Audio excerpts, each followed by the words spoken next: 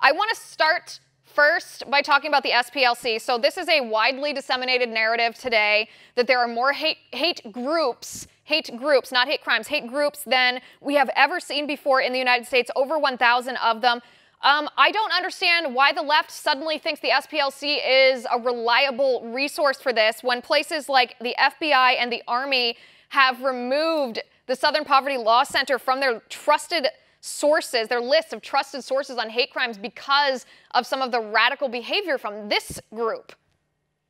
Yeah, they've really transformed, especially in recent years. And a lot of media organizations still rely on them, even though this group has, I think, become more and more radical, more and more left wing, and has lumped in a lot of, I would say, traditional conservative organizations in as hate groups. I mean, a lot of the work that the SPLC did a long time ago tended to focus more on organizations like the Ku Klux Klan. I think most Americans would recognize that that is an extremist group. But when you lump in a lot of, I think, mainstream organizations, obviously, it waters down even the definition of what an extremist group is, and I think it really damages your message overall that you're going after extremism.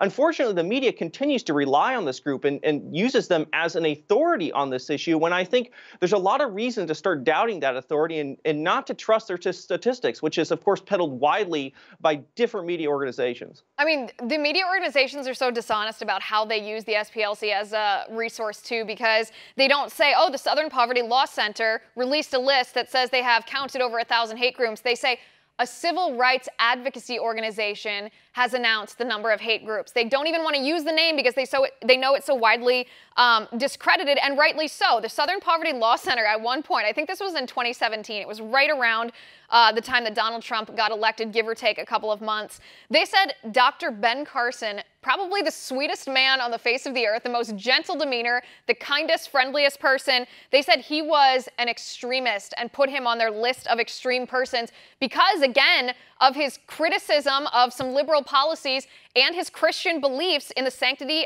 of marriage, traditional marriage between one man and one woman.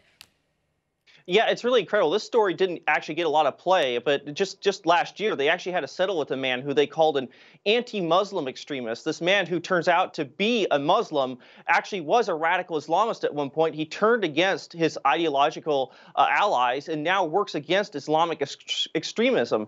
They labeled him an extremist, this man who really was working against Islamists. They actually had to pay a $3 million settlement. That didn't get a lot of play in the media. They didn't like to go with that story because it made the SPLC look bad. The SPLC actually had to apologize over this incident.